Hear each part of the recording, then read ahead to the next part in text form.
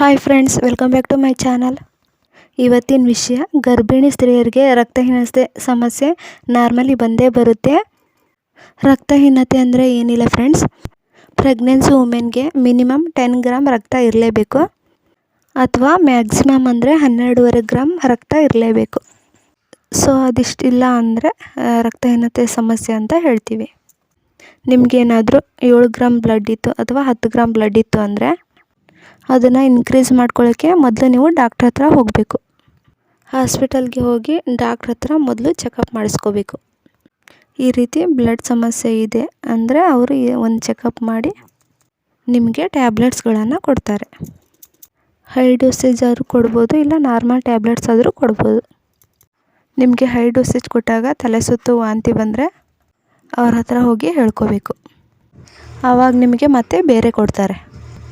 ಅದಷ್ಟೇ ಅಲ್ಲದೆ ಮನೇಲಿ ನೀವು ಚೆನ್ನಾಗಿ ಹಣ್ಣುಗಳನ್ನು ತಿನ್ನಬೇಕು.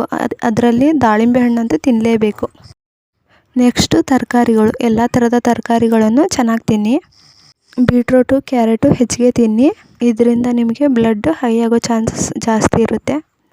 ಪ್ರತಿಯೊಂದು ಸೊಪ್ಪನ್ನು ತಿನ್ನಿ. ಬರೀ ಪಾಲಕ್ ಸೊಪ್ಪು, ಮೆಂತ್ಯ ಸೊಪ್ಪು ಇದೊಂದನ್ನೇ ಹಾಕ್ಕೊಂಡು ತಿನ್ನೋಕ್ಕಾಗೋದಿಲ್ಲ. ಎಲ್ಲ ಸೊಪ್ಪನ್ನು ಮಿಕ್ಸ್ ಮಾಡಿಕೊಂಡು ತಿನ್ನಿ. ಸೊಪ್ಪುಗಳನ್ನು ಪಲ್ಯ ಮಾಡ್ಕೊಂಡು ತಿನ್ನೋದ್ರಿಂದ ಟೇಸ್ಟ್ ಚೆನ್ನಾಗಿರುತ್ತೆ. ಚೆನ್ನಾಗಿ ಸೊಪ್ಪುಗಳನ್ನೆಲ್ಲ ತಿನ್ಬೋದು. ನೆಕ್ಸ್ಟು ಗರ್ಭಿಣಿ ಸ್ತ್ರೀಯರು ಚೆನ್ನಾಗಿ ನೀರು ಕುಡಿಬೇಕು. ದಿನಕ್ಕೆ 3ರಿಂದ 4 ಲೀಟ್ರ್ ನೀರು ಕಂಪಲ್ಸರಿ ಕುಡಿಲೇಬೇಕು.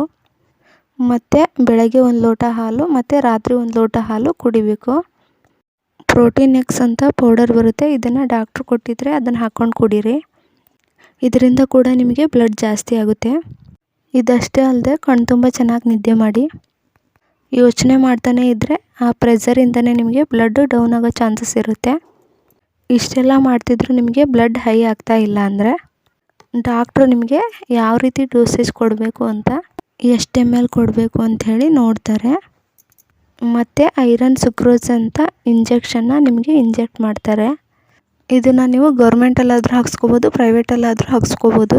ಗೌರ್ಮೆಂಟ್ ಹಾಸ್ಪಿಟಲ್ಲಿ ಈ ಇಂಜೆಕ್ಷನ್ನು ಫ್ರೀಯಾಗಿರುತ್ತೆ. ಈ ಇಂಜೆಕ್ಷನ್ನ 2 ಡೇಸ್ ಬಿಟ್ಟು ಮಧ್ಯೆ ಗ್ಯಾಪ್ ಬಿಟ್ಟು ಕೊಡ್ತಾರೆ. ಇವತ್ತೊಂದು ಕೊಟ್ಟರೆ ನೆಕ್ಸ್ಟ್ ಇನ್ನೊಂದು 2 ಡೇಸ್ ಬಿಟ್ಟು ಮತ್ತೊಂದು ಕೊಡ್ತಾರೆ. ಇದರಿಂದ ನಿಮಗೆ 1 ಮಂತಲ್ಲಿ 3 ಗ್ರಾಮ್ ಹೈ ಆಗೇ ಆಗುತ್ತೆ. ಇದು ಜಾಸ್ತಿ ಡೆಲಿವರಿ ಟೈಮಲ್ಲಿ ಬೇಕಾಗುತ್ತೆ. ಎಲ್ಲರಿಗೂ ಅಲ್ಲ, ಕೆಲವೊಬ್ಬರಿಗೆ ಮಾತ್ರ ಐರನ್ ಸುಕ್ರೋಸ್ ಇಂಜೆಕ್ಷನ್ನ ಸಜೆಸ್ಟ್ ಮಾಡ್ತಾರೆ. ಇದಿಷ್ಟು ಗರ್ಭಿಣಿ ಸ್ತ್ರೀಯರಿಗೆ ರಕ್ತಹೀನತೆ ಸಮಸ್ಯೆ ಇದ್ದರೆ ಮಾಡಬೇಕಾದಂತಹ ಟಿಪ್ಸ್ಗಳು. ಇವತ್ತಿನ ಈ ವಿಡಿಯೋ ಇಷ್ಟ ಆಗಿದ್ದರೆ ಪ್ಲೀಸ್ ವಿಡಿಯೋನ ಲೈಕ್ ಮಾಡಿ, ಶೇರ್ ಮಾಡಿ, ಕಾಮೆಂಟ್ ಮಾಡಿ, ಮತ್ತು ನನ್ನ ಚಾನಲ್ನ ಸಬ್ಸ್ಕ್ರೈಬ್ ಮಾಡಿಕೊಂಡು ಸಪೋರ್ಟ್ ಮಾಡಿ. Thank you for watching.